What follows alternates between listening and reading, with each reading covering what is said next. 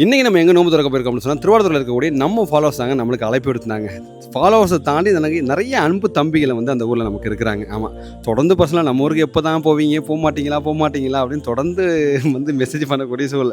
நம்மளுக்கே சங்கடம், என்ன தொடர்ந்து வந்து கேட்டுட்ருக்காங்க. சரி நம்ம போயிடுவோம் அப்படின்னு சொல்லிட்டு வேறு ஊருக்கு போயிட்டு ரிட்டன் திரும்பி வந்து நீ திருவாரூரைக்கு போயிடுவோம் அப்படின்னு சொல்லிட்டு என்ன செஞ்சுட்டேன், திருவாரூரை உழவி பூந்தாச்சுங்க. மாஷால்லா போனே பள்ளியோட தோற்றம் அப்படி தான் இருந்துச்சு.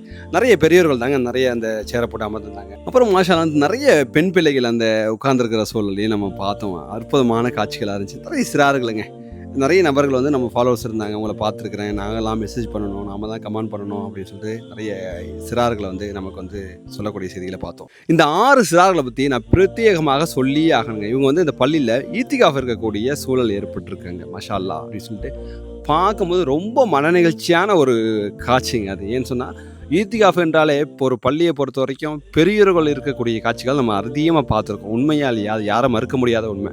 அப்போது இந்த சமூகத்துக்கு ஒரு பெரிய ஒரு மாற்றத்தை கொண்டு வரணும் அப்படின்னு சொல்லிட்டு அந்த சிறார்களை வந்து அந்த ஊரும் சரி அவங்க பெற்றோர்களும் ஊக்குவிச்சு என்ன பண்ணியிருக்கிறாங்க, ஈத்திகாஃப் இருக்க வச்சுருக்காங்க. 3 நாட்களுக்கு வந்து அந்த பசங்க வந்து அந்த பள்ளியில் ஈத்திகாஃப் இருக்கிறாங்க.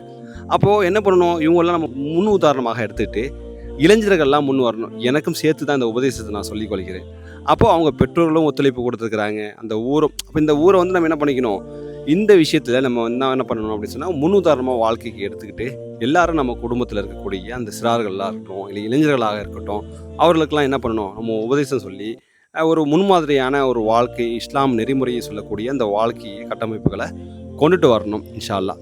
நம்ம வீடியோ எங்கேருந்து பார்க்குறீங்க அப்படின்னு சொல்லிட்டு கமெண்ட் பண்ணிட்டு நம்ம ஐடியோ ஃபாலோ பண்ணிட்டு தொடர்ந்து நினைச்சிருக்கேன். நெக்ஸ்ட் ஒரு சூப்பர் ஊரில் நோன்பு திறக்கலாம்.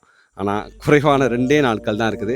எந்த ஊரில் போயிட்டு திறக்கலாம் அப்படிங்கிறத கன்வென்ட்டியாக நீங்கள் சொல்லிகிட்டே இருங்க. ஒரே ஊரை வந்து நிறைய நபர்கள் திரும்ப திரும்ப திரும்ப திரும்ப வேறு நபர்கள் வந்து நீங்கள் கமெண்ட் பண்ணிங்கன்னா நான் மேக்ஸிமம் உங்கள் ஊருக்கு வருவேன் இன்ஷா அல்லாஹ். பாய் பாய்.